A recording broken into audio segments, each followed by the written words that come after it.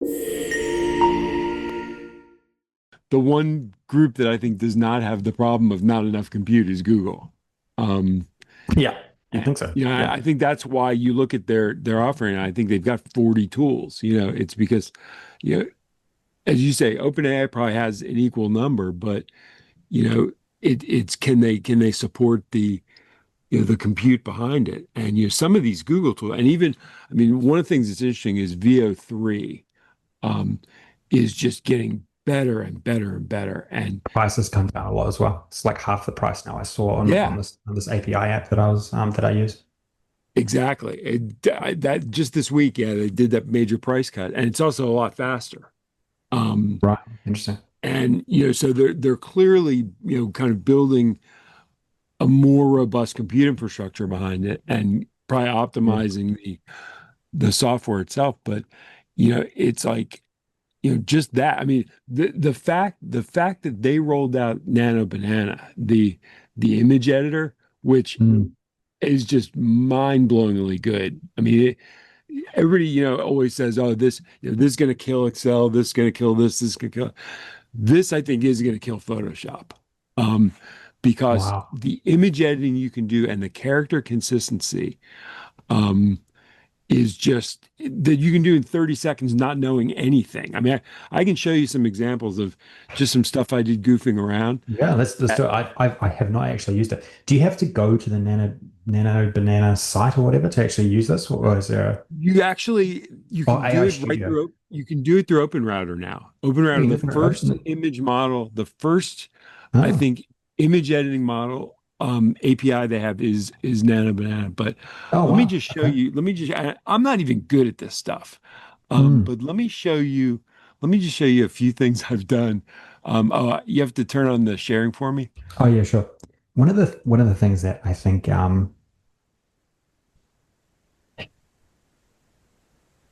so make co-host. Just try that. One of the things just while you're getting that up that Yeah, so let's keep talking, and then I'll find I'll yeah, find yeah. the thing that One of I the one want of to the share. things like I know we get on these vibecasts and we get really excited about talking about AI, but one thing that I have noticed, and I don't know if you've noticed this as well, is man, there is a lot of hate on AI. Like there is so much hate on AI out there. Um, I don't know if it's like what I see or the diet, like the algorithms pushing me this stuff, but man, like there is a lot of popular YouTubers who are just literally hate on AI. Like that's what they do. And they are Yeah, popular as like they are so popular. So it's it's a bipolar world out there. I think also the economic conditions are really like hurting a lot of people as well. It's the same in New Zealand as well, I think. Um, and I think, God, it's I don't know. It's just I'm just saying it because it's so it's interesting, and sometimes I honestly feel that man, it's tough being someone who like enjoys talking about AI in this environment because like it's almost like you're pissing someone off. Like it feels like yeah. if you're enjoying using the stuff, the amount of people who dislike it, it feels like you're pissing someone off at all times. Um, and that's coming from me where I feel like enterprise DNA has been disrupted by AI itself. Like, I could be one of those people Mm. um, who has would have a big beef with AI. But I mean, I've just personally accepted it and realized this is the future, and you've got to go all in on the future. Like so, I just came to terms with it very very early. Anyway, what do you think? What do you Yeah, think and about and it? and honestly, I think I think it's having I think it's having some negative effects. I mean, obviously, and Mm, I'm not blind to that by any stretch. And I think that for if you're coming out of college right now, you know, it. I mean, there are studies. There was a Stanford study. There was another one that I just saw today that mm, really seemed to be pretty rigorous in showing that for entry level positions. AI is, kind of when you even when you take count of the economic factors and demographic factors and geopolitical factors, even trying to kind of control for all those things, it's still driving some of that, particularly entry level hiring down. And so, I could see, if you've kind of done everything right and you've studied hard and you've gone to school and you've done well and you've majored in something that historically has given you a path to a good job and a good future, and all of a sudden you can't find that. Yeah, Mm, it's not surprising. There's a lot of backlash. I think if I were at a different stage in my life, I could very easily be one of those people. And so, mm, I mm, have a lot of sympathy and a lot of understanding for, the fact and the other thing is, I mean, this is our job now, is to keep up with this. And I sometimes feel like I can't keep up. Like I feel like it is moving so fast that mm, even staying up half the night and reading and playing with the stuff, I can't keep up. And I think, what does that do for the average person who it's not their job to keep up? They must just feel like every day, like I'm lost. Even mm, for the things I understood yesterday, today there's a whole new bunch of stuff I don't understand. And so mm, the backlash is not surprising to me. mm, But I try, you know, I it's hard to keep the balance because you don't want it to discourage you, but at the same time, I think tuning it out entirely. We've talked about this mm, is unhealthy because I think it puts you in a bubble that is not the way people in the world are thinking about this. I mean, I think to a large extent, we're already in our own bubble just by mm, being in the AI tech arena. That is mm, not representative of the general population in any way, shape, or form already. And mm, so if you narrow further from that, I think you get really divorced from what's going on in the world. And so, I think it's a hard balance because there are times when I'm like, I don't want to hear it. I just want to dive in and, experiment with yeah. the stuff and not have the negativity. But, it is being disruptive. I mean, I don't think there's any doubt about that. Yeah. Yeah. Yeah. I mean, I feel basically exactly the same way. It's sometimes I just can't stand the negativity when you talk about it. And I've said this for months now. Like I've just got to a point at the beginning of the year where I just wanted to surround myself with people who wanted to talk about it all day. Like that's kind of how I felt. And still feel the same way. But then I don't know, the algorithm throws you your video, and then you go down some rabbit hole, and you realize, man, God, there's a lot of people who just still hate this stuff. They just absolutely hate it. Yeah. It's an absolutely bipolar topic. It's a bipolar world around it. But at the end of the day, I just don't see it stopping. Like this is a thing. This is going to be massive. This is the future. And so like I've always been someone to jump on technology, so I always just jump on it. I'm always on it, and I don't think that's basically what I've done this year. Even with all the sort of negativity, I've been diving headfirst into new things, new web development projects that continue to this day, and are only accelerating. Honestly, they're accelerating what I'm doing, and I think there's going to be more evolution down the road, like serious evolution. We can talk about AI voice, which I have very Oh, I very deep definitely, I insights into definitely as want well. to, I definitely want to talk Did about you want to that. show the image stuff? Yeah, yeah, yeah. But I mean, kind of one kind of final thought on that is just, when was the last time you talked to somebody who hated the internet? It's like Mm, nobody does that. But at the time that came in, that was a thing. People were like, "Oh, this is terrible." right, And right. this is going to destroy all these businesses, and it's gonna, Mm, mm. it's gonna. And the thing is, some of the things they were concerned about have happened, and they have not been positive. So Yeah. you know, as much as I think it's been a That's just net. that's and I think I mean there is negative effects happening now, and there's going to be more negative effects. Like the negative effects are huge, huge. I keep thinking back to what's happened to like my website ecosystem that we built around enterprise DNA and how severely that has been impacted by Google, Mm. particularly, and various other social media sites because we used to get access. Used to distribute our content through lots of different.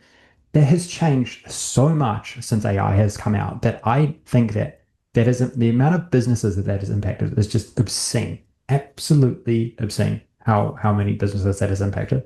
Like we're talking hundreds of thousands, probably hundreds of thousands of businesses who are built who were built around a web infrastructure that has just been like totally flipped. So it's you know there's just no doubt it's severely disruptive. So you can understand it, and I do understand it, but when I've been in our little bubble where we just talk all day or talk about it all day, you sometimes forget about it. You're like, wow, this stuff's just so revolutionary. It's so crazy what you can do now. And I'm so deep into like AI coding and all this kind of and vibe coding and that I just haven't put my head up enough to sort of realize it and see it. Yeah, yeah. Um, And yeah. also, just by the way, I can't keep up either. I can't keep it. Like I haven't used a lot of the latest stuff because I'm so I'm so deep into new projects, and building out these new apps and using AI extensively and agents for these new things that I'm working on. Like I just have not had a chance to keep up with all of the latest stuff. Like I just haven't. Well, yeah, I mean, it was funny because there was like the week that GPT-5 dropped, like there Mm, were like a bunch of other things, like, the Nana Banana dropped that week. Um, some of the new Chinese models came out that week. I mean, it was like every day there was this deluge of new stuff. And it was like, even I think Ethan Mollick, who I think does a better job keeping up than just about anybody on the planet. He was like, I'm totally behind and lost. And when somebody like that admits that, they can't keep up, it's like, okay, like the rest of us have no chance. yeah, yeah, totally. But let me jump in, and then we'll jump. I want to jump into the voice stuff, but let me just show you. Just as I say, I'm not even good at this stuff.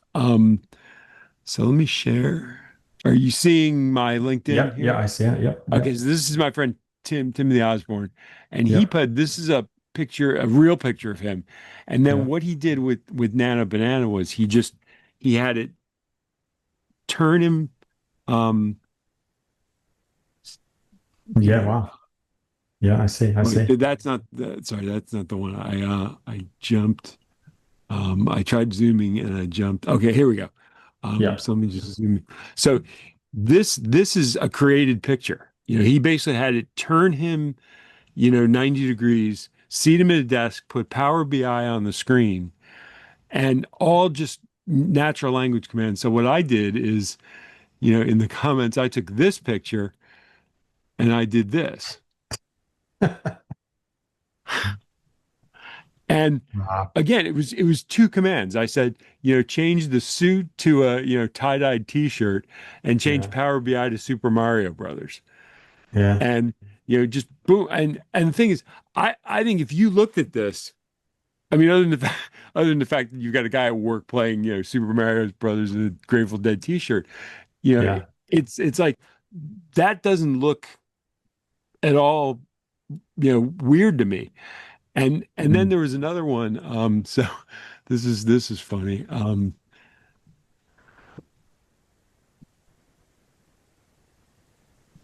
So here was another guy who was posting about how he was on the couch with his here you go. He was on the couch with his daughter's cat, and he Yeah. put two other cats in the picture, and he was trying to get people to say which one they thought was the real cat. And so I took that one and I did this. But a video of raccoon. Wow. You red pandas, So- and then what I did is I took that and I said, he was saying, okay, which cat is the real cat? And I said, the surprise ending was that all the cats were real, but that he was actually a fake as a costume worn by a cat. And it's like I did this, yeah. I did this in like a minute, and you're just with. with really simple, natural language commands. And it's like, I mean, if you look at this, it changes the faces on the facial expressions of the cats in the back. And there was another one I did where, yeah, and this one's a little more serious, but not much. Let me there's a post I did a few days ago.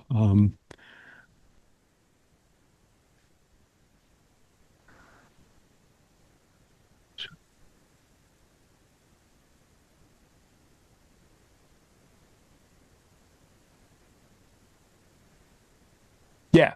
So here it was. So Oh yes, basically, yes, I saw this one. what I Yeah, did here, this was a 1966 Washington Post picture of yeah, teachers protesting the use of calculators.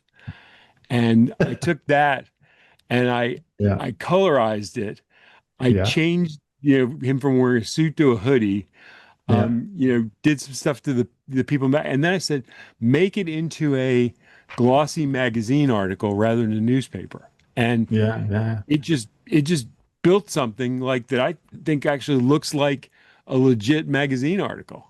yeah. That is wild. So wild, isn't it? And again, So wild. 5 minutes of prompts, and to think about what that would have taken, like the knowledge of Photoshop that would have taken to colorize that photo, to change the Yeah, the dress of the person. And I say, I don't even know what I'm doing. You know, yeah, it's like the yeah, people who really like know Photoshop and know image editing, the stuff they're doing is absolutely incredible. So, the way I think this is just changing things. And then like that video I showed with the red pandas, climbing all over them. All I did mm, there is I said change the cats to red pandas, and then I just ran that still image through VO3. And I didn't even prompt it. I just said, just make an 8-second video of this. And yeah. No, it's just crazy. You know the this. I mean, it's just mind blowing, isn't it?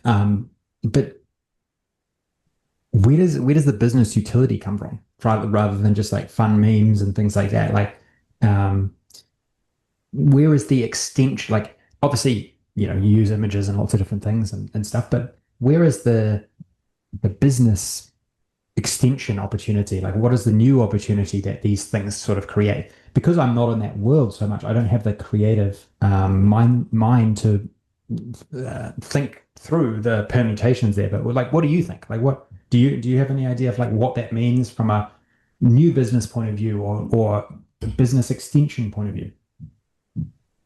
oh, I mean, in terms of like, I mean, one of the things I saw somebody do with this is create a 30-second commercial, like, that was as good as anything you would see on television. And they said they did it in like an hour with, with just, the VO3 and the Nano Banana tools. And Yeah. it looked like it was created by an ad agency with a big special effects budget. And the Yeah, fact true. that, normal people can do that, or, like, product placement, Mm, that you can take something and, take a photo or a video and place product into that, you know, yeah.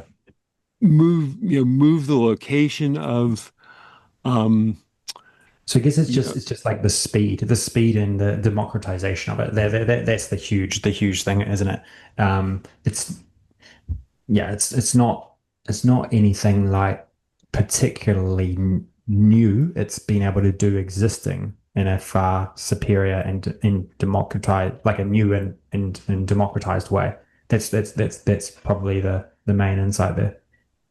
I think so. I think it's opened up kind of high quality work in this regard to people who didn't previously have the skills to do that. Yeah, And yeah. I mean, in some sense, it's probably the marketing equivalent of vibe coding.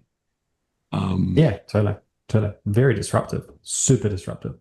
To like ad, I don't know if it is. Well, I think it is to like the traditional ad agency, but there's easily a new ad agency model that probably is emerging, using these tools as well. I guess Nano Banana is also the first model and combined with VO3 where you can get character consistency. So you could really like mock up an entire film or something, scenes for films and things like that a lot quicker using this sort of technology, couldn't you? Like Yeah, story, you know what? I used to call it, it's called storyboarding or something like that, isn't it? That's actually something I did just goofing around with it is I actually took a picture of it was me and my cat and I had to create a drawing from that. And then Google has a tool where it says make me a storybook and like you write a paragraph of like what's the story about and it actually builds an interactive illustrated storybook Mm, with and you say who's the audience, like what's the age, what's the theme, and what's right. what's the style. It puts voice in, it puts motion, it puts the effects of like turning the pages. I mean, and it happens in like 5 minutes. You just Wow. you do it and it says, I'll tell you when it's done. And it's like, here's your book. And you know, I mean, the applications for this, I think, I think people are just beginning to realize, what can be done with this because it just it kind of dropped all of a sudden, that it was really, it, I think it's one of those things that took a non-incremental jump, that all of a sudden you could do things that I didn't think we'd have the ability to do for another year. Mm, yeah. Yeah. It's crazy. Yeah. Yeah. It's just happening in all different vectors. Everything's just getting better at the same time, isn't it?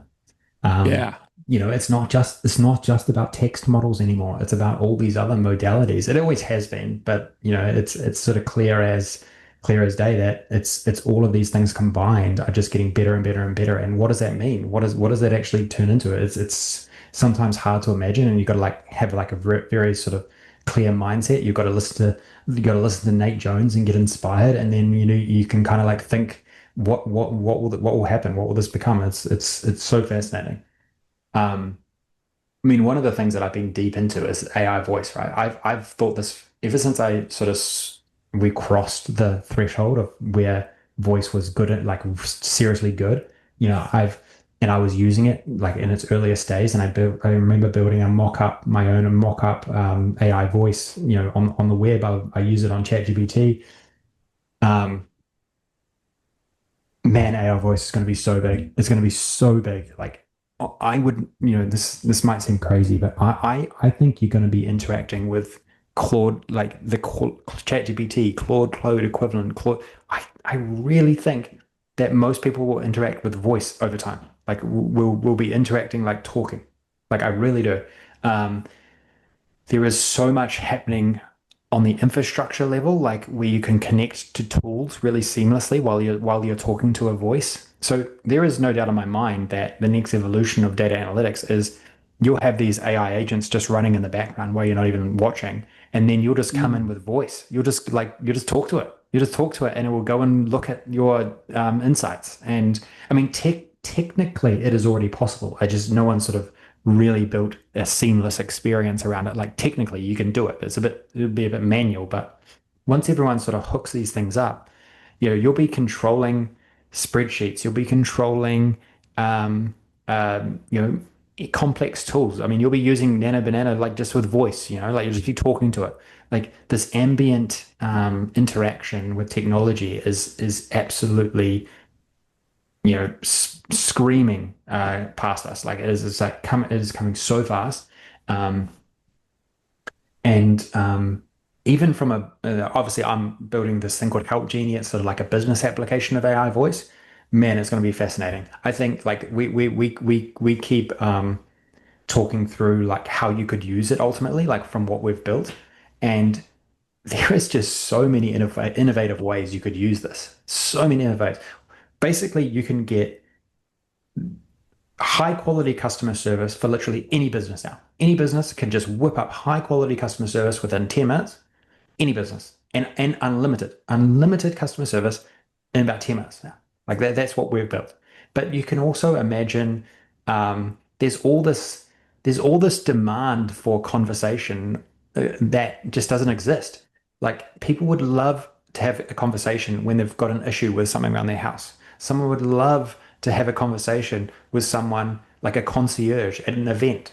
Someone would, or at an Airbnb or at a hotel, like telling you like all the good places that you could go and eat tonight. Just all this like latent demand for conversation or advice or whatever that could be delivered in voice. Um, and so that's why voice is going to be so big. I just think there's just so much opportunity, and it isn't like a lot of AI usage you think is kind of extractive, like it takes away from someone's job. But I think voice actually is just creating supply. It's creating more supply for something that didn't exist. People are just crying out for it. They just need it. Instead of reading a manual, why not talk to an AI voice to help you solve something in your car? Um, if you've got something that's broken down in your house, like a dishwasher or a washing machine, why not scan a QR code and talk to an AI voice who walks you through how to fix it?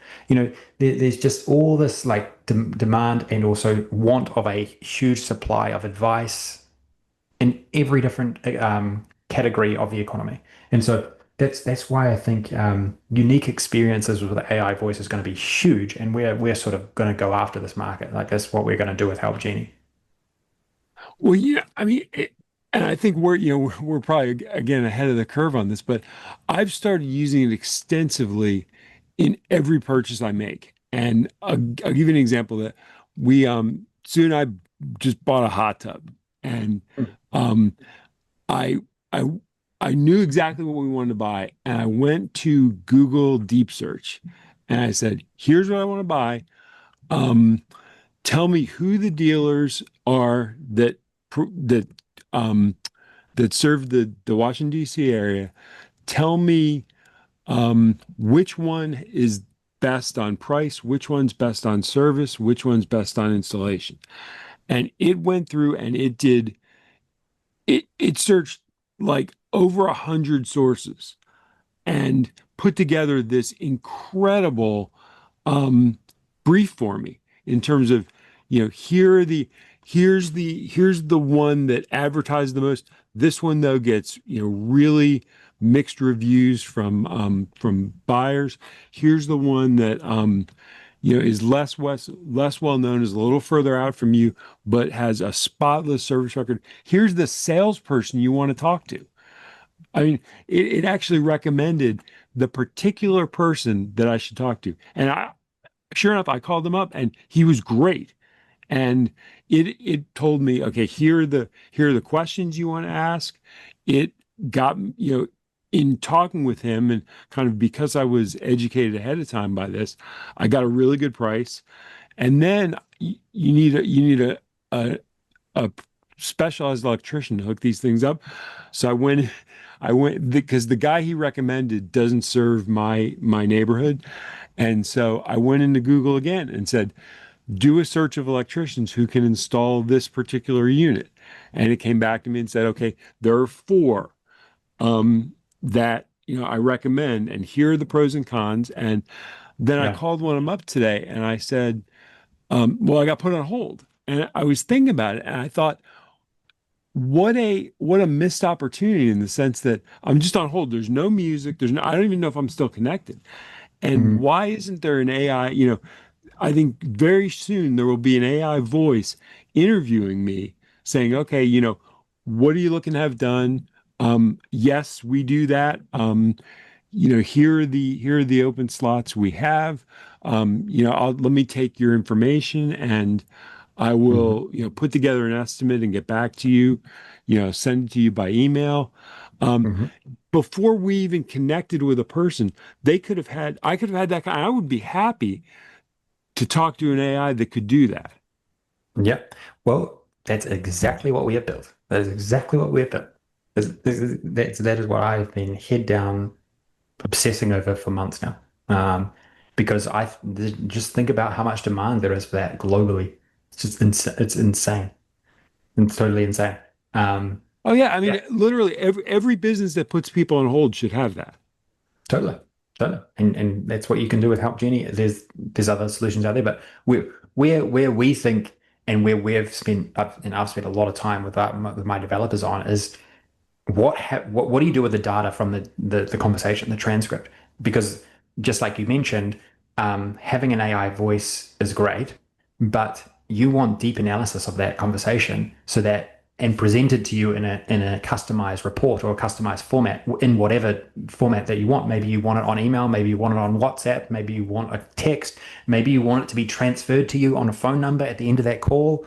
Like um, we've actually built the capability to do all of that out of the box. And it doesn't actually exist in that many places from what I can see. It's very, very unique. Uh, I'm sure it will be everyone will be racing to do some things like this, but this is like right on the edge of what is actually possible. The AI voice is just the start at the back end analytics of all the data, which has so much application, so much opportunity. Exact. I was thinking about that. It's like you've now got thousands of transcripts, and how Yeah, valuable is the analysis of extremely that, valuable. Yeah. of that data, and how hard would that have been prior to AI to even transcribe that data, much less analyze it? Whereas, Certainly. now Yeah. you've got an agent that's going to transcribe that in Markdown as it's happening. It's going to put it into a database. It's going to index it in a RAG format, and you're going to have, by the time that call ends, you're going to have that data already incorporated in your data set. We built all of that in. We built it all. That's Yeah. exactly what we've done. I think it's huge. I really do think it's huge.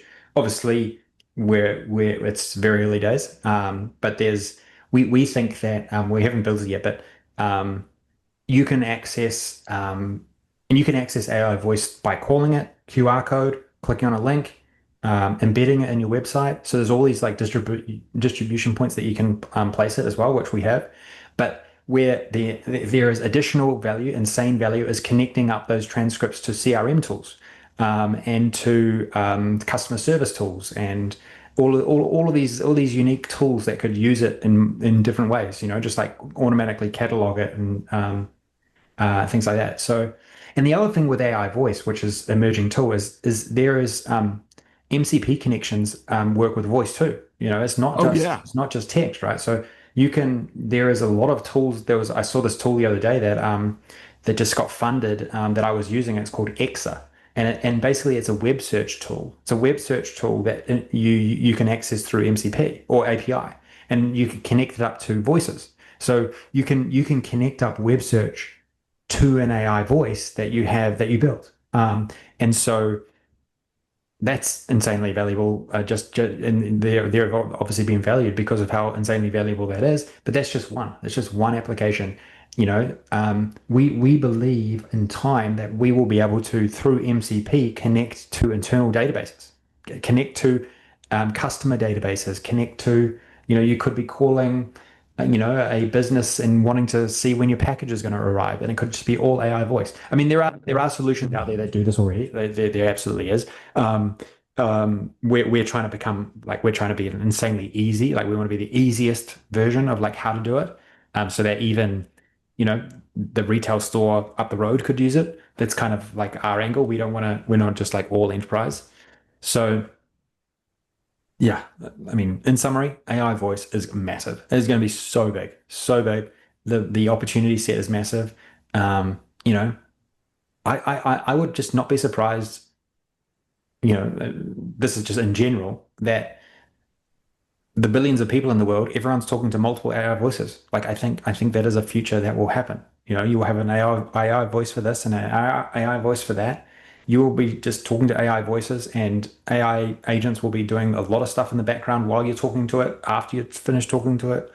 It's this ambient, it's like they call this like ambient computing, I think. And if you think about it, like voice is the most seamless way to interact with the technology, isn't it? It's like it's the most seamless.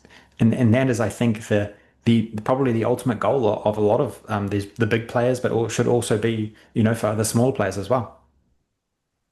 Well, I was thinking about this, that for years when I worked for the government, I was sitting in meetings all day long, Yeah. different meetings, all day long, every week. Imagine if every one of those meetings had full transcription, and you could analyze. I mean, we used to have a weekly meeting. It was an hour and a half meeting of all the deputy directors from all the programs, and we would work through like really difficult policy issues, logistics issues. Imagine if you had a transcript of every one of those meetings over the past 10 years and you Mm, could analyze, you could say, okay, tell me on a percentage basis, what are the 10 things we've talked about, we've spent the most time talking about this year? Just mm. be able to have that at your fingertips and to say, Yeah, okay, it's a data set that never used to exist before. right. And it's one of the most valuable data sets you can imagine. Yeah, I mean, it's basically every every issue and every contribution talked about by a group of senior managers for, you know, 52, 70 plus hours a year of data. And to be able to analyze that in real time, sit in front of Claude Code and just start analyzing that, that is incredible. And if you think about now that with Zoom, I mean, we could, you're recording this and we yeah, could we could take this and just have dump this right into into a data set. And every one of these we've done. And it's like, yeah. that is something that, I mean, I remember, I mean, this is going back to the beginning of my career. I worked the night shift at Gallup when I was in college, Hmm. and we used to code. We used to do the qualitative or the quantitative coding of qualitative interviews. And so there was a coding manual, and there were 20 of us, sitting in a back room at Gallup in Princeton, New Jersey, and you know physically coding these things for hours, Mm, trying to get qualitative interview data in a way that was analyzable. mm, And, it was incredibly laborious. You want to talk about, hallucinations. It's like take 20 college students, pay them, you know, minimum amount of money and have them work the night shift. It's like, you know, and you're complaining about mm. AI having hallucinations. Yeah, And then, you think about like the incredible resource that went into, coding that data very imperfectly.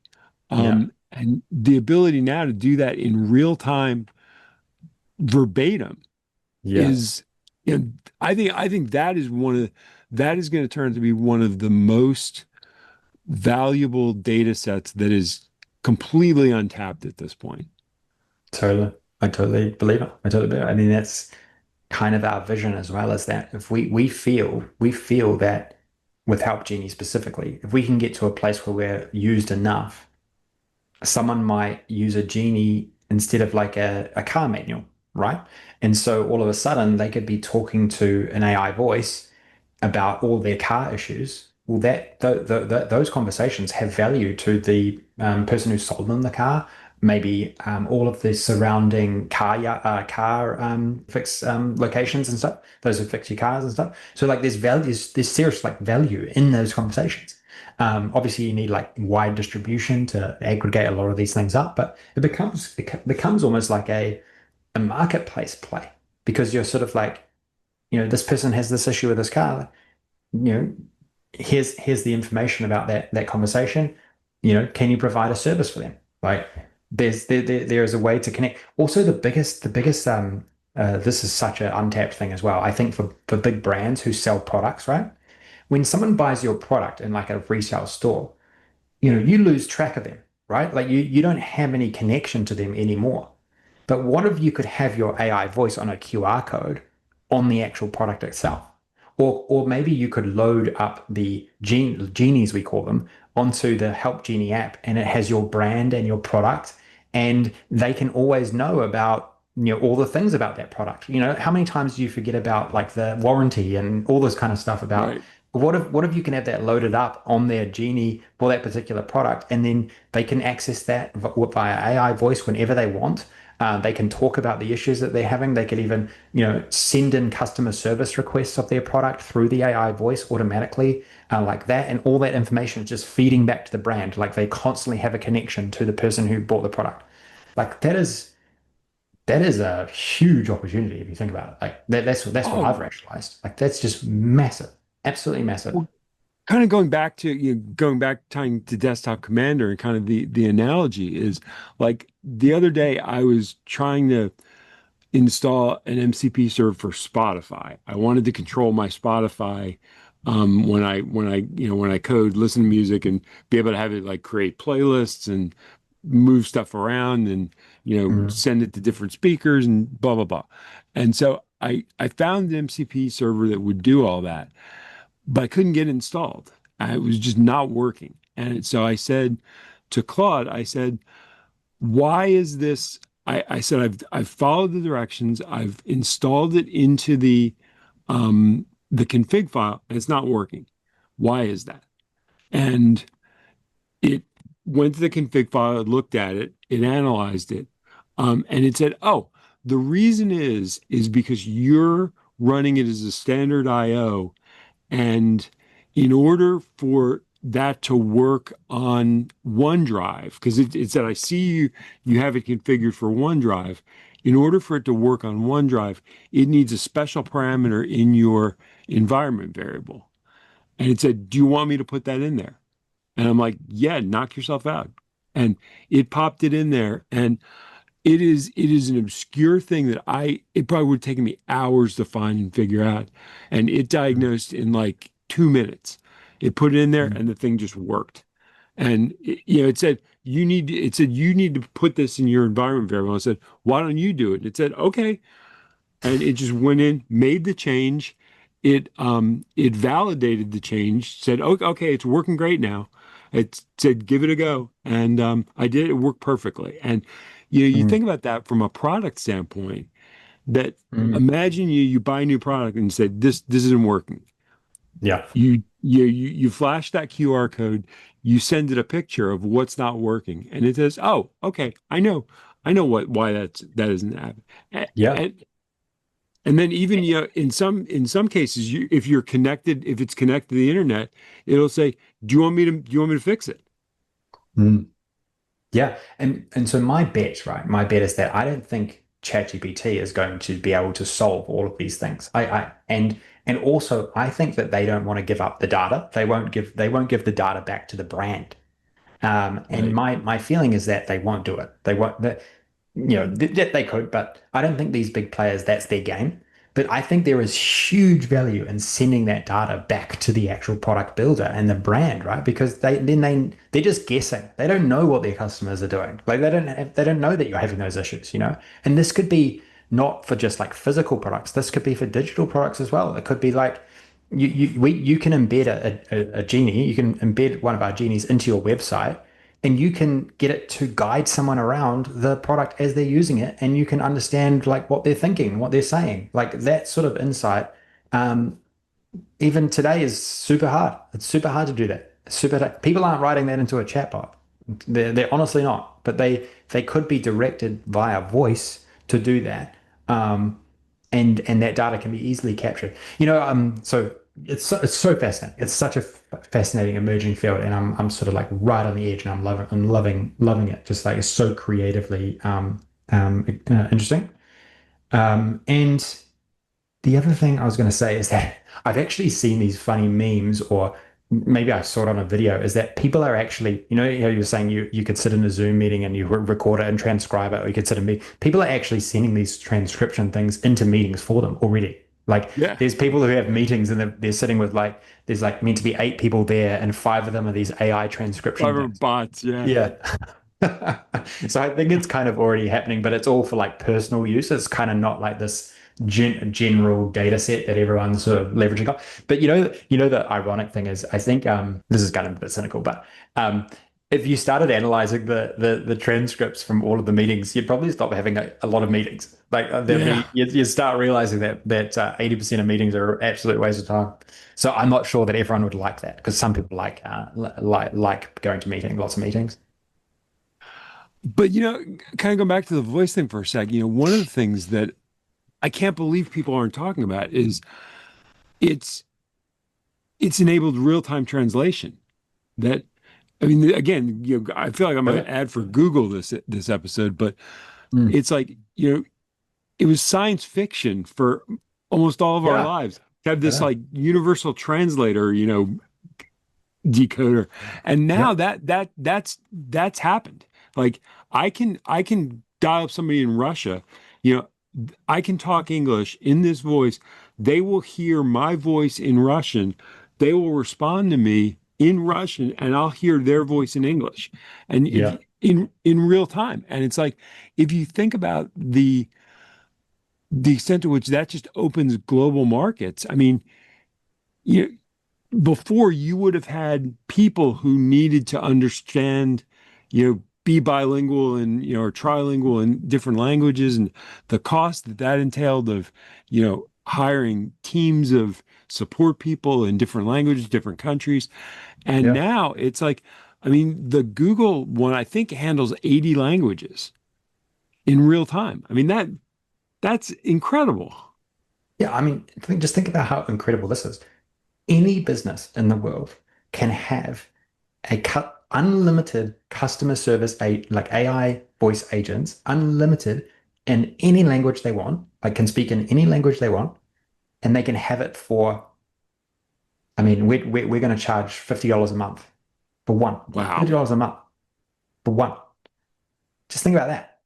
Unlimited, basically. I mean, not unlimited calls, but like you could just, if you've got higher volume, you can just like have as many as you want at any time, like it's crazy. I mean, that's just incredible to think, isn't it? Absolutely incredible. I remember I was watching this video, this YouTube clip came up, and it was showing like a 1990s video about how in the future you'll be able to your car will be have inbuilt navigation in it or something, and everyone thought that that was just like incredible, like absolutely incredible.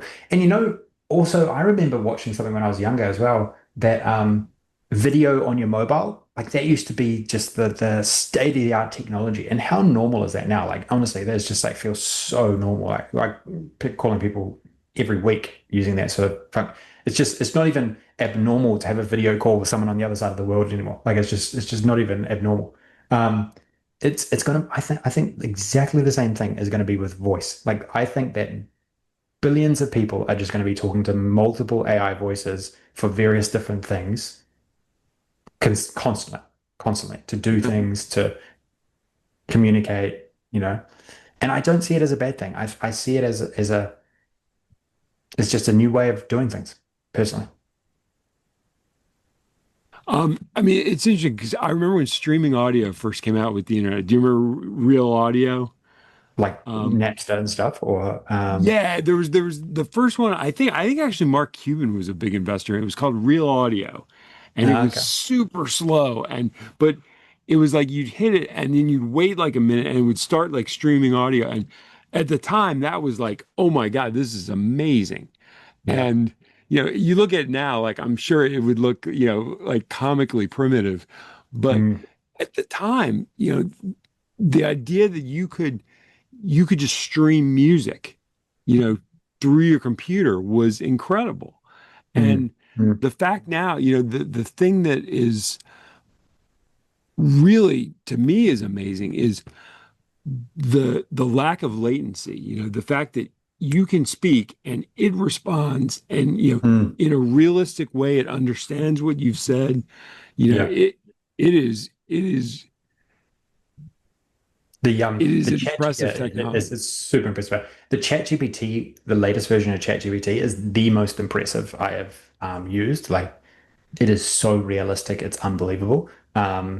I've had more experience in a different one, which is not as realistic, but I would expect it to get better. But it's still very realistic. Like I mean, it's absolutely fine for a generic customer service agent that is just trying to achieve an end goal. So I think there will be a lot of negativity about AI voice as well. I can just see it happening. I think I've already been called by an AI voice once, and I just was like, ugh, like a cold call from an AI voice. Like Yeah. I absolutely hated that. But um, and I'm sure that that will happen a lot. Like just like you can spin these up to do inbound calls, you can spin them up to do outbound calls as well. There's a lot of services providing that, but that's not a game that I want to be in. Oh no. Yeah, it's just horrible. But here is a scenario that could be quite useful in terms of outbound. So yes, cold outreach, outbound, disgusting. Can't stand it. I can't even stand it when a human calls me. Um, but what if you had an you so think about a lot of little calls that you do that would be you'd much prefer someone to do them for you. Like say you were calling a store and you wanted to see if they had inventory in your product or something, right? Would you be okay with an AI voice doing that for you and then just reporting back to you with a notification saying yes, they said that they had this, and you just got that to do it by some quick voice interaction that you had? Oh, I I can mean, kind of see a the future where amount, that will happen. I do. the amount of time I spend, making doctor's appointments. Yeah, I would love if I could just task my agent to say, call my doctor's office yeah, and get me in, the soonest you can on a Tuesday. Um, yeah. and and then it wouldn't even be calling a person. It would just be talking to another agent. And Yeah, I think that's coming too. I think that yeah, you'll get the agent and then on the other side, they'll be talking to their customer AI customer service agent who'll have access to the calendar and he'll be able to. right. I mean, And then it'll show up on my Google Calendar, it'll show up on their, yeah, on their I organizational think that's calendar. coming. I really do. I think that's coming. Oh, I have then not it's seen already, it yet, but I haven't seen it yet. But yeah, I think it's inevitable actually. From what I am seeing, the progress and the capability to connect to tools and things like that. Is it a better way than before though?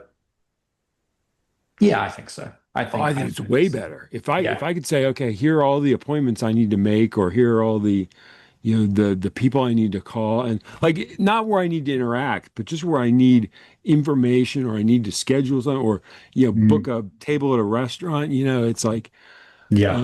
here four restaurants I'd be fine, booking. Call them in this order, and the first one that has a table for four for Saturday at 7, book it.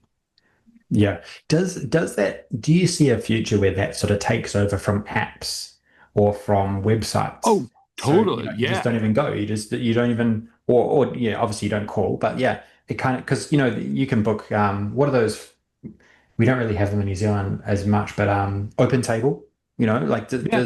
do you need Open Table anymore? If you can just like get No, your AI voice to call their AI voice, and then to interact. You I probably don't think don't. you do. I mean, I think a ton of apps are going to disappear. And I think Mm. that's good because I'm looking at my phone and it's got, I probably have 200 apps on the thing. I don't need that. Um, to just have like an AI interface, voice interface that, has maybe some connected tools to it and, it can just do stuff like that. If it has a web search, if it has a, kind of a local file search, if I have it connected to my, my calendar, etc., just knock yourself out and go do this stuff for me. I Yeah. don't want to do it. Yeah, I just every time like and just talking to you here, I mean, when I talk to the other people I'm involved with, my friends in this in Help Genie, and then with you, you just God, the application is just massive. I mean, this is just this market has not even started yet. It's just so unbelievably big. Like I see a future where you, instead of going to a website, in some cases, you just talk to an AI voice that comes up on the screen, like, or you talk to an AI voice that represents that brand, that represents them, you know? Like, why scroll through a website to find what you need when you could just talk to the branded AI voice that is custom trained on all of the different aspects of that brand, maybe in their branded voice, you know? Oh, I mean, here's one that I love. Like this is one of my favorite MCP servers. This is one called Bright Data, and you have to pay for the good version of it, but Mm, um, the free version is like 4 tools. The pro version has 62 different tools, and it'll solve captchas, it'll solve geofencing, it will all the stuff that people use to kind of block scraping. It'll mm, it'll it'll cut through that like butter. And so what I do with it is I say, okay, like you know, go pull for me the current um college football odds for the weekend's games. And I don't even have to mhm. tell it like what site, if it has self captchas for that, you know, scrape that data, throw it into a spreadsheet for me and stick it on my Google Drive. Wow, that's cool. Done. Very cool. Very You cool. know, and it'll go out and actually the great thing about it is when you have it searching data on the web, it will come back with a much more comprehensive set of data for complex queries because it's able to circumvent, it'll solve captchas, for example. I don't have to anymore, click on, find the traffic lights, or which of these Mm, is a motorcycle, I don't know. right. It just Right. solves that for me. That's You amazing. know, Because God, those yeah. things are annoying. Yeah. And So so annoying. you basically you don't have to interact with the web at all. You Yeah. just tell it what you want. Yeah. And Yeah. the fact that it can take screenshots, Yeah. it can send you back the screenshot from the web. So Yeah. you say, find You me, know, find me who has this product and take a picture of it. yeah, that's what this is. I think this is what ChatGPT is going to do. This is what their ultimate goal is that ChatGPT, they'll keep building products that are agentic like they have now, and then they're going to have this physical product suite that you'll be able to call into your instance just via voice, and it'll be able to interact. It'll be able to submit your voice transcription into ChatGPT, right? And then or into the CRM app or into the social media app or something, and you'll just be able to do it with their physical device products. It's quite fascinating. I think that that's probably on the cards. Like that's probably the directionally where they're gonna go.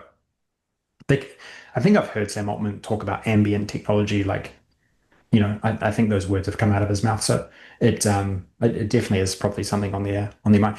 I did have a question for you because you're more into the MCP world than me. MCP is a massive deal, right? Like we know this. Right. What are the business opportunities opening up around MCP? Like, what are the like that bright data one that you just said was very interesting, but there must be this. There must be. This is a new world. This is a completely new world. Like, what are the business models that you are seeing, or could you see from these MCP clients? Because they're like connectors. They're like APIs, and there's a lot of businesses that have come up through the use of APIs, right? So. Um, yeah, what are the new emerging business models that are appearing around this? That's a good question because I'm really using it from very much kind of an analytics tool base. I mean, so one of the ones that that is free but is fantastic is one called Fred. And what it does, it goes to the St. Louis Federal Reserve Okay. Yep. system. And so if you've got an economic analysis to do, you can just talk to, I Mm. mean, Fred has 816,000 data sets, I think. I mean, So it's custom data sets is one clear one, like where you can charge for, right? You can charge people for custom data absolutely. sets. But not everyone has custom data. The custom data sets are kind of hard to come by, but um, And I say that one's conversational a data sets. that one's a free one, but you could see the commercial application. I mean, Yeah, that yeah, yeah. that is the single best archive of economic data in the world. Yeah. And you can just you can just connect into it with MCP and talk to it and say, okay, tell me what you've got with regard to, you know, um, trade balances between the US and Japan from 1980 to 2010 Mm. and pull that data for me and then um, take that and create a time series with this other series and then combine those two and send me the file. And Mm. that's absolutely something you can do right now. And so if you think about, kind of the data broker, what if you were, involved in, home sales and you could say, okay, I've got this property, give me all the comparables on these parameters, 3 bedroom, 3 bath, on a quarter acre property, corner lot, in this neighborhood over the last 5 years. Pull that data for me. And you know, I think it's going to be like Open Router, where you're going to just pay on a token base. I mean, I have so, I mean, if I, if my credit card ever gets compromised, I've got like 200 little micro purchase sites that, I buy like, an API from, or, data tokens, or, AI tokens. I mean, I've got these things spread all over the world, that Mm, 70 cents a month, or a quarter or a dime a month. There was one I had 3 cents charge on the last month. And and I think that's going to become the that's going to become the norm, where everything you need is going to, I mean, you've talked about this. It's the tax on intelligence.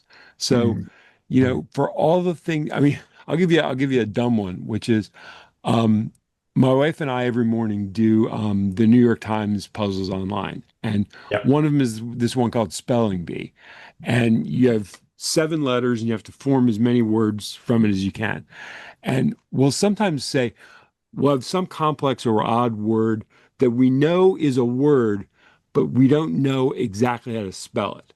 And so if you think about it, you can't Google that because you don't know how to spell it.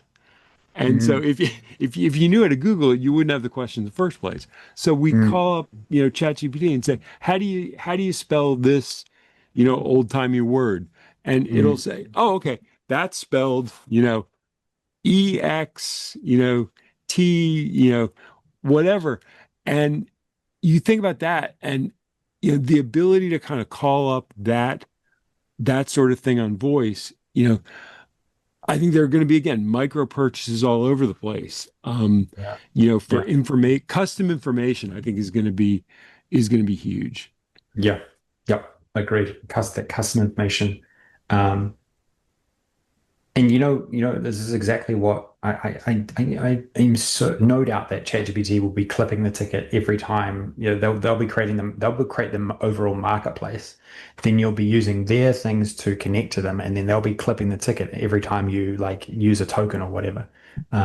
Very much like what Apple does with the App Store. When you're the platform, when you have the platform, you're opening up your platform to suppliers who can access hundreds of millions of people or customers, and then you basically take a fee for that. I mean, Apple takes like 30% fee or something outrageous like that. So there's opportunities like that everywhere that OpenAI and these ones that um, are growing like crazy can take advantage of down the track for sure. But it's interesting because I think the utility of all of the platforms like Claude, Gemini, ChatGPT, that a lot of it will come down to what tools you can connect to via MCP. It will be a lot of it, like Mhm. a lot of the real value long term, and also the capabilities of these tools is going to be really MCP tool related. I did see a really interesting model that I found fascinating too, is that there was a website that has turned itself, it used to have a lot of code snippets to lots of different web animations and like cool website design things that you could do. And what it did is I think it created an MCP client into all of its catalog. So you didn't have to go to its website anymore. You could sit within Cursor or Claude Right. Code and you could call it, you could just say, hey, I want a better animation here. And it wouldn't give you the generic, you wouldn't get the, because you had connection to this MCP client and you said, go and search. I can't remember what was it called. I can't remember what it was called. Maybe it's 21st Dev maybe. And you would go and get this like awesome looking website design that you could bring in, and so it unleashed a greater creativity to the out of the box stuff that you usually get from these coding agents. And so I thought that was really interesting, right? It wasn't. It was a custom data set, but it was very unique. Like it was super unique. Like in the past, you might have just had a subscription, you might have had to go and copy and paste, but it was just like connecting straight into it from the AI client. And I was like, wow, that is actually, man, there's probably a lot of businesses that have that, like there's a lot of custom data and a lot of these businesses that might be able to monetize in a new and different way shortly. Well, a good example of that is the Figma MCP, which has gotten it's not something I use, but it's gotten quite popular, which is, so you Mm. can you can basically have access to this huge array of Figma designs. Ah, okay. And so what I could absolutely see happening is a marketplace where just on MCP, you say, okay, like here's the general type of design I want. Give me something that is that is kind of similar to the Apple mobile interface, Yep. and give me this design, and for this type of product, and boom, it says, okay, for 15 tokens, I'll send you the code for that. Mm, And or else it sends you an image, and then you iteratively through Playwright and your yeah. AI model, you just have it reproduce that design in code. I mean, I think that sort of kind of immediate recall of basically any resource you need. I mean, I would really play with the Fred database in the interface that, Yeah, because I will. I will. I it's, will. as I say, it's Because 800,000 data sets, and yeah, the there's got to be ability. so many new opportunities around this, isn't there? Like if everyone's moving to this new operating system, they're still going to need in their daily jobs unique things that they probably used to have subscriptions to, but they're going to want it. They're going to want it in a different way, a more dynamic way. Yeah, yeah. Yeah. Okay. So I'll test it out because that will be good at. Yeah, man. Like imagine as a data analyst, you have access to all your internal data, but then you have just immediate access to every external data source, just like so seamlessly. There's a lot of research firms that do a lot of like research at supermarkets and things like this. Mhm. Man, they've got valuable data sets for sure, right? That they could that they already sell. They already sell, but in different formats. Like you could just whack on an MCP sort of connection fee or something like that. Some new business models are certainly emerging, no doubt about it. Well, I mean, you think the supermarkets are a great example. So imagine, I mean, the privacy aspect to this aside, you've got a camera at the head of every aisle, Yeah. and you monitor who looks at what, how long do they spend looking at Mm, mm, what do they, when they buy something, what do they compare it to? mm. And you're just collecting that data in real time all day long. Yeah. How valuable is that? I mean, It's insanely valuable. Yeah. Imagine, incredibly valuable. imagine having a supermarket concierge AI voice with you, and like that is insanely. I would say that's even more valuable. Like, what are people thinking when they're actually walking around? Like, Yeah. man, that is a valuable data set. And So, I think, kind of the consumer behavior, the understanding of consumer behavior is just going mm, to explode. yeah. Yeah, I think so. I think so. Because I just even think for like enterprise DNA, like because I think this is actually one of the things I've ideas I've had in the last couple of weeks with enterprise DNA is I think we're going to start adding a lot more AI voice technology into the enterprise DNA experience. Not only from like the learning aspect, but maybe also we'll create some AI voice options for I don't know, some like innovative options. Like maybe there's some new ways of getting work done. Maybe we will become like we will connect through voice and some of the tool applications that you can connect to with our AI voice tech we've built already to actually get some work done. Maybe there's an opportunity there. So that is an evolution that in the last couple of weeks that I've thought, man, maybe this is. I'm such a true believer that this is going to be a thing. Like maybe this is the actual true evolution of where enterprise DNA could head is sort of more in this like voice agentic um, capability. So yeah, I'm truly thinking of adding some small and look, honestly, I don't even know what my customers think in a lot of cases, like as a website owner. And that's, I think, the same for a lot of websites. It's like you don't have a clue what your users think or what they're doing or what they need help on your website. That you truly don't. It's very hard to gather that. You can with like some of these technologies, like watching what their cursor does and like watching what they click and Right. stuff like that. But Right. like what I have found that data set is insanely hard to review in any quantity. Like it's so hard. You're not going to sit there and watch like 50 videos of people clicking around your website. Like it's not actually that useful. But if you could talk them through like an Oh, but onboarding you can sequence. throw that into Gemini, and it'll analyze that video for you. It'll Oh, frame by sure. Yeah, frame.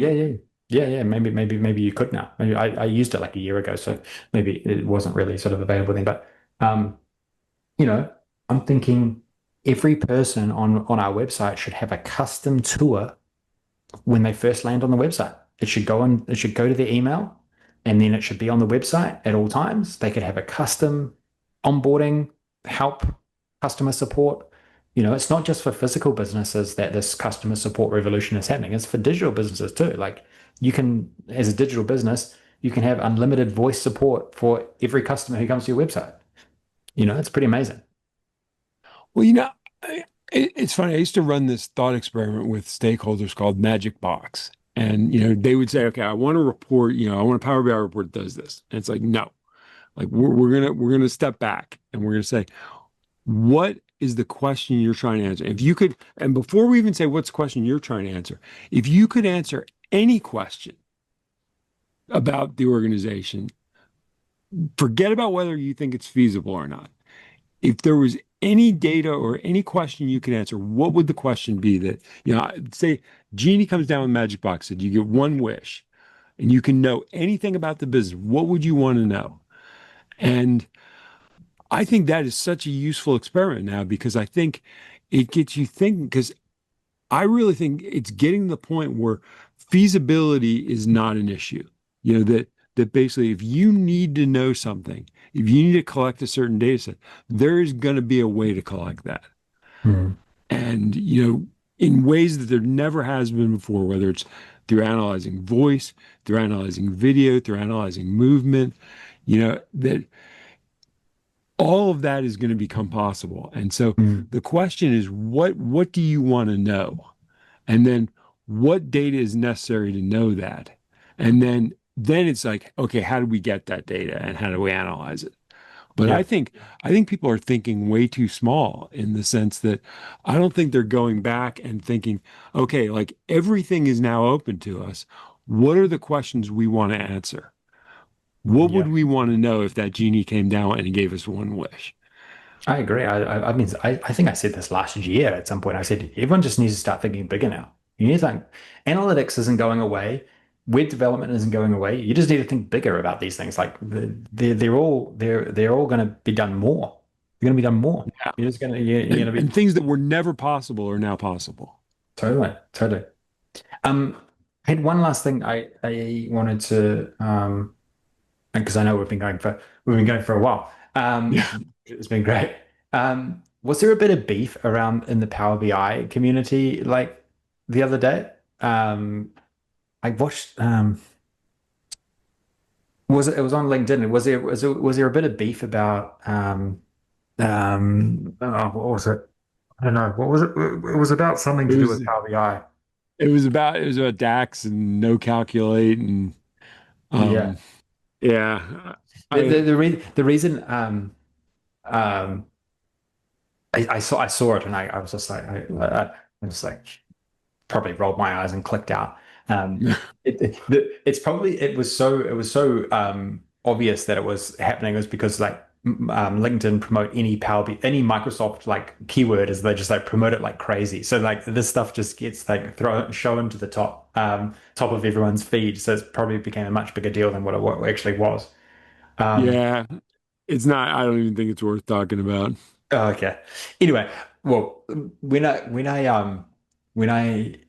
when I did see it, I did have a bit of a laugh. I thought this is kind of what happens at the end of an empire is like everyone just starts squabbling with each other because they're basically all unhappy. They're all unhappy with various different things. That's kind of what came to my mind. And I was like, yeah, like honestly, that's probably why this is like happening, right? Is that everyone's fighting over less and less, opportunities and less revenue in that space, and now they're all just squabbling over each other. So that was what came to mind when that And happened. that was where I kind of ultimately came down. I'm like, look, we are fighting amongst ourselves about something that 99.999% of the world doesn't even know exists. Yeah. And it's like Okay. you'd think it was the most important thing in the world, and it's like, folks, like in the grand scheme of things, it doesn't matter. Oh, It just doesn't isn't matter. it just ridiculous, isn't it? But that's the sort of squabbling that happens. That's how Rome broke, destroyed itself from infighting and just probably silly arguments and stuff. Well, and yeah, I mean, you know from back from my days when when I worked for you, it was like your whole the only rule you ever imposed on me was no fighting with people on the internet, and I couldn't stop myself at times, and it was like now I'm like, man, I thankfully I've matured a little bit, and I just don't have time or energy for it. I mean, that's why it's why I just haven't spent much time there. Yeah, it's like the last 2 months or so, I've been so head down on other things. Like, I just haven't spent much time.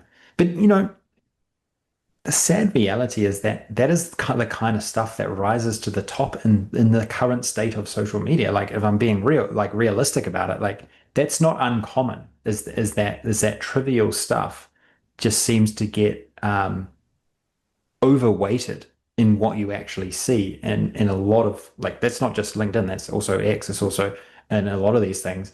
And I kind of find that just draining after a while. Like, I really do. Like, I really struggle. And it always sort of goes back to, like, I just want to be immersed in the stuff that I'm interested in, and I don't want to have to spend any of my mind share on a daily basis, even thinking about it or being involved in that kind of stuff, because you think it doesn't affect you, but you think about it enough over the rest of that day that it does affect you. Like, it does waste your time, um, because you don't agree with it, or you're annoyed that they called someone else, or it's just it does affect you. It does affect you at the end of the day, like, when you think about it.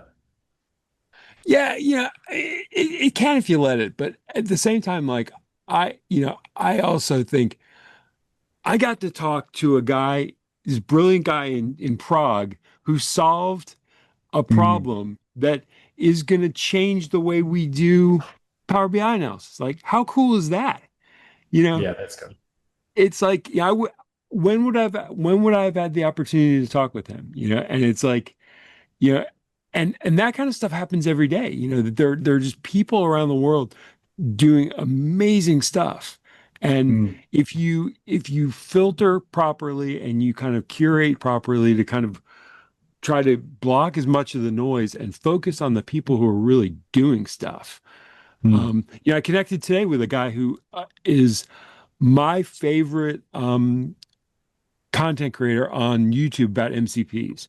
This guy named Jared Blumenthal, and phenomenal channel. And I just connected with him today, and just I sent him a connection request. He accepted. I sent back saying, hey, you know, your stuff is fantastic, and I've learned a ton from it. And it's like, the ability to connect with people who are actually out there doing great stuff Mm. for all the downsides and all the kind of nonsense. That's amazing. It's so true. It's so true. It is so true.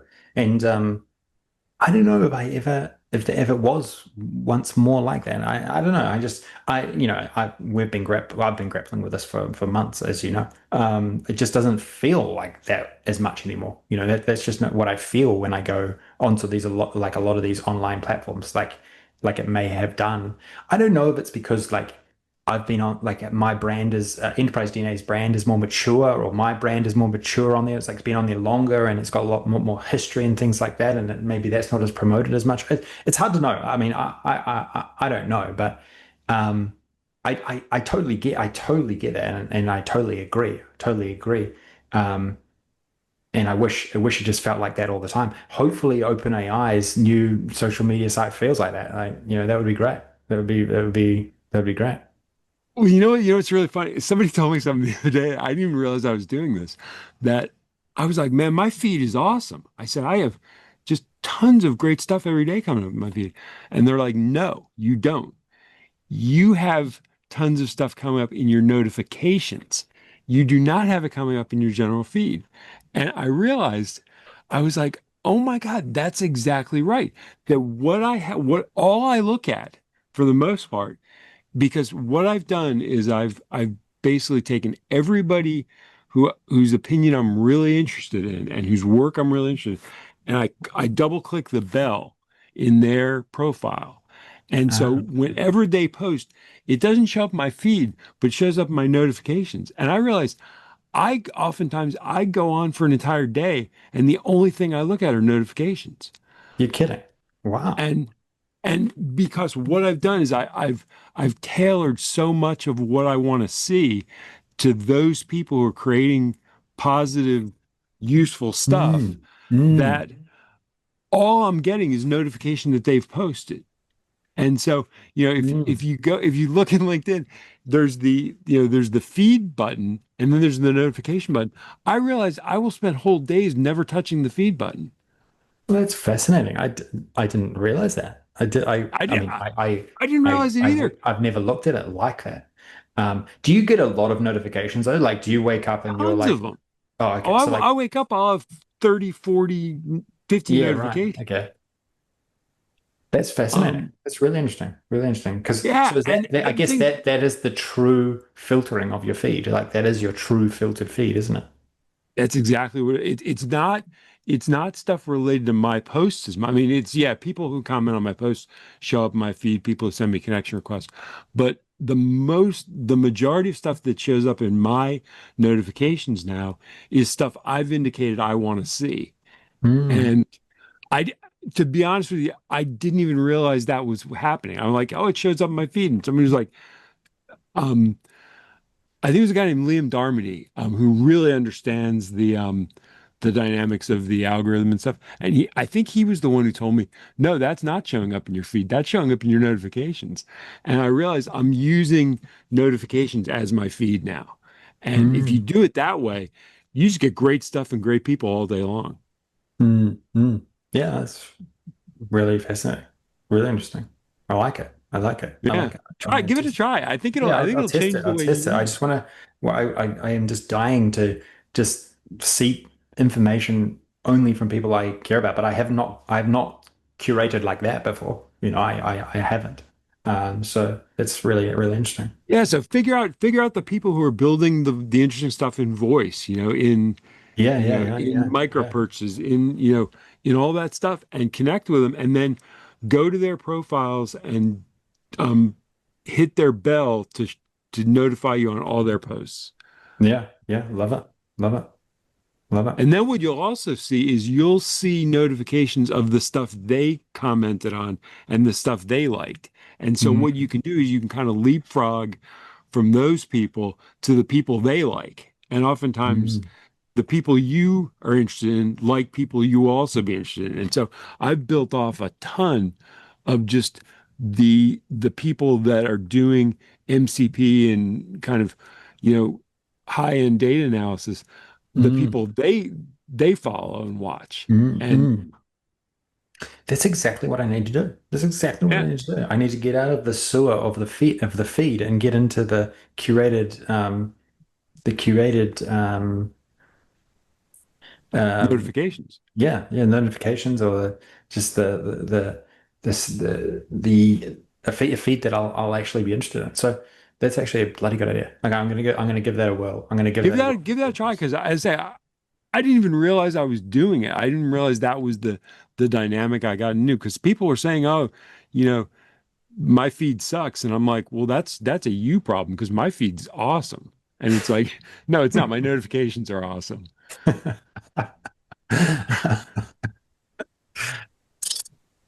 Ah, good stuff. Okay, Brian, we've done very well. We've almost done three Yeah, hours, which is pretty crazy. it's remarkable. I got to get some dinner now. I always listen back to our episodes and I love them. I love listening back. And sometimes I'll be in the car and just like, what should I listen to? I'll listen to one we did 3 weeks ago, and I Yeah. really enjoy that.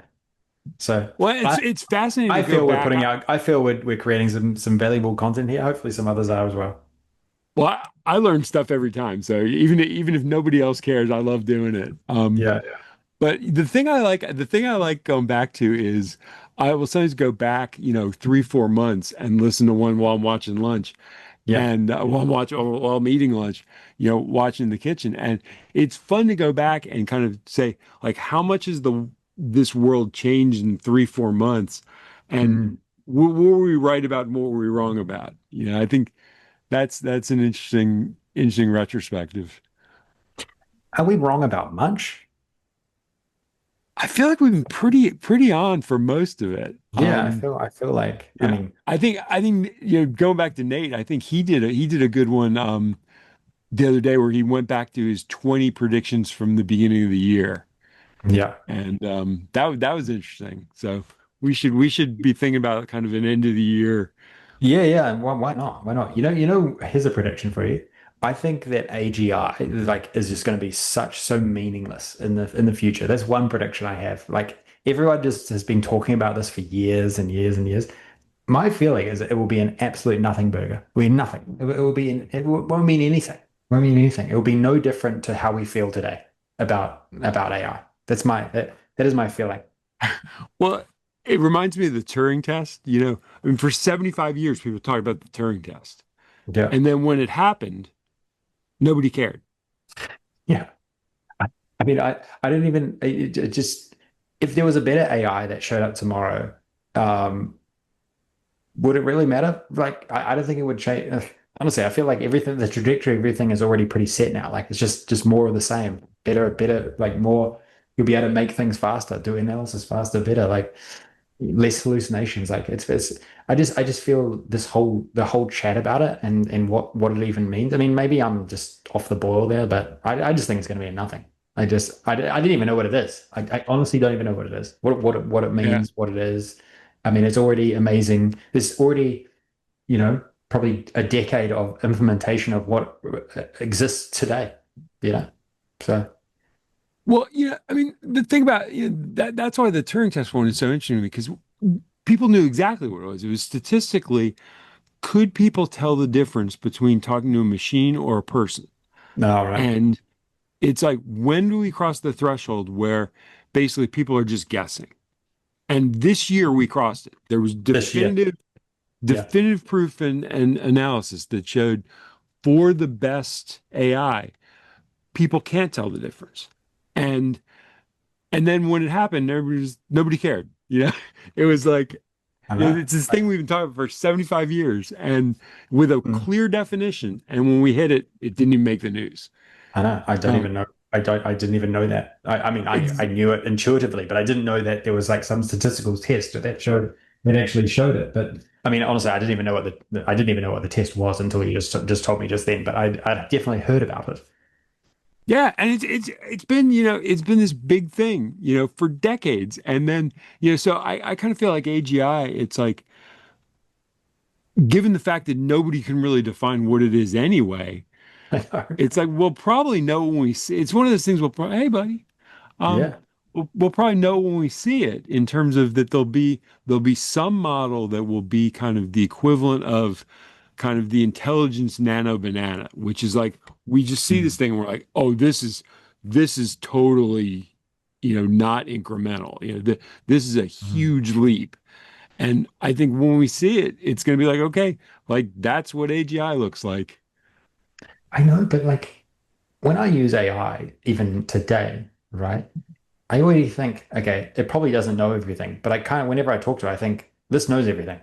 Like that's kind of how, like my feeling. This is my feeling I have, even though I know that it doesn't. But I talk to it like it is the all-knowing thing. So like, what is the next iteration of that? I mean, I don't think there is. It's not that big a difference to where things have changed to now. Like Right. it just isn't. I mean, maybe there's tooling and stuff that will change things and that will empower new tooling, but you need the tools to actually be empowered by the latest models, don't you? So, you know, yeah, that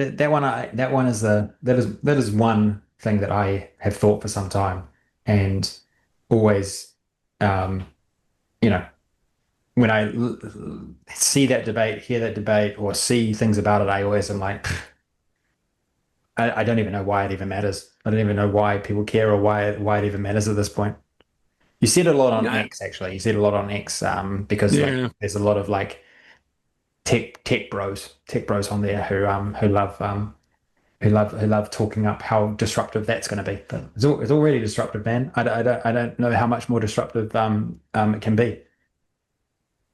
I think there's one coming. I think I know what it is. Oh yeah. I'll make a prediction right now. I forget what it's called, but it's a new it- it's a new thinking model that is kind of based on Kahneman's thinking fast and slow. And what it's got is it's got I think it's HRM, it's hierarchical reasoning model. And what it does, it's got a kind of a big picture, slow thinking strategist, and then an execution, a very fast thinking, quick reacting execution strategist and or execution implementer. And so it's strategizing, it's implementing in different ways. And what the results that they've shown so far is that for complex tasks, it is solving like like 30 by 30 mazes, the kind of really expert level Sudoku models that Mm, even the best reasoning models now, like Gemini and Opus and all, are solving at 0%. It's solving these things like 30 or 40% in yeah, right. really fast time. Mm, And I think when the first of these becomes commercially available, I think that's going to be a non-incremental jump where we're going to go, wow, these things are a lot smarter. mm, And, I think if you think about like the jump from 3.5 to 4, we were like, whoa, this is a big jump. And then the jump from 4 to O1 preview was another really big jump. And I don't think everything I think has felt pretty incremental since O1 preview. I mean, they've gotten mm. smarter and steadily. I think HRM is going to be the next big jump. That's my prediction. Nice. Never even heard of it before, so that's fascinating. Fascinating. But I think there's still so much kind of ingenuity and innovation happening, even at the base model level. I think we are a long way from that well being dry. I think we're still going to get surprised multiple times Mm. in the next few years. Yeah, that'd be great. That'd be great. No doubt. I Yeah. mean, everyone kind of is saying that. Um, and I think like I guess my take is that yeah, like, I think that will happen, but whatever AGI is, I don't even think that will be a thing. I just think we'll just keep seeing this progression. It will keep elevating the current things that we're doing and the current tools that we're using. Um, and then the tooling around this is probably what's going to make a bigger difference, like the ability to plug these into different tools to get things done, to do new things. Yeah. Yeah, to be able to open up yourself to more capabilities. Yeah, I think that is where a lot of the innovation will probably happen. I was kind of thinking like we've been doing a few concept drawings for our house, like maybe rearranging it a little bit as our kids get older. And obviously you've got to pay a lot of money to architects and all these people and stuff. Like it's a very, very expensive exercise. And Banana. I was thinking, yeah, man, like what is stopping an AI helping you get quite far down the line in the future? Like, like or to just give you better ideas, like to come up with better ideas that you can maybe expedite the process of dealing with a with an expensive architect and all these other people around it. So like that's coming, right? Like that's It's absolutely here. coming. Yeah, so you can already do that with Nano Banana. So is that I the mean, thing? there are cases people have online where they've taken and remodeled whole rooms, where they've re-architected buildings. Yeah. Yeah, I mean, take before Is we that get it's on. probably on X actually. It's probably a lot of that on X. Oh yeah, yeah. I'll send you an article. It's an article of 50 nano banana use cases, Yeah, yeah, and that'd be great. Something that summarizes it all and up. That'd be great. yeah, and basically go and take a picture of the rooms Yeah, you want to yeah, redo, and just throw a copy into Google AI Studio, and just start give it one command at a time because it's got the character consistency and the object permanence. If you throw a bunch of things at it at once, it gets confused. But if you just Yeah. say change the, remove this wall. Okay, now paint this, paint this room. Now change this furniture to, this style. If you do it sequentially, it's incredible what you can do. Mm. You can do 3D wireframing. You can rotate objects in 3D, and then you Wow. can render them. You can render them in video, so you can do a walkthrough. Um, there's a guy, Tianyu Zhu, who is the most talented AI video guy I know. He's in Singapore, and he worked with an architect. And I'll send you the link for this. That a couple weeks ago, they did an imagining of the next generation of architectural buildings, and it is spectacular. I mean, it's like the buildings are shot from like, drone photography, it looks like, and you kind of zoom through the building and there's people and the buildings rotate, and And it it's all is just it's all just AI. It's all it's AI. all just AI. That's crazy. I'll send you the link for it. It is mind blowing when you see Wow. what people who really know what they're doing can do with this stuff. Yeah, wow. Wow. Yeah, and Crazy. before it would have cost you a fortune, have an architect that you and Ashley can scheme that out on your laptop. Just basically brainstorm what you want the rooms to look like. Yeah. That's it. That's awesome. Even I presume you could do it for like landscaping and things like that as well. Like you could just like take a photo of the Absolutely, backyard and just like get it to imagine some cool landscaping. totally. And That is it'll sweet. look great. And then what you can do is you can say, okay, upscale it. Okay, colorize it in this way. Yeah. Um, It's democratizing everything, isn't it? Like it's just so many different vectors. Like you can imagine a world where as a you I mean you can imagine a world as these tools get better and better where you could literally um do all the drawings, get it to review all of the like council documentation of like what you can and can't do, yeah. go and submit your proposal to the council. You can imagine a future where you can kind of do all that yourself, like Or you just submit to the council's agent. and yeah, totally, totally. Man, that's I don't I see that as a better world. I honestly do. I see that as a better world. I mean, in Auckland particularly in New Zealand, like you should. I mean, literally anyone who builds anything complains about how slow it takes to approve these things. Like just insanely slow. It's all because they're low resource and all that kind of stuff. Imagine bloody an AI doing a first look at everything. It's just and then you obviously have like maybe a human at the end doing the last approval or something. Like, God, there's some improvements and processes that you could create there, isn't there? Yeah.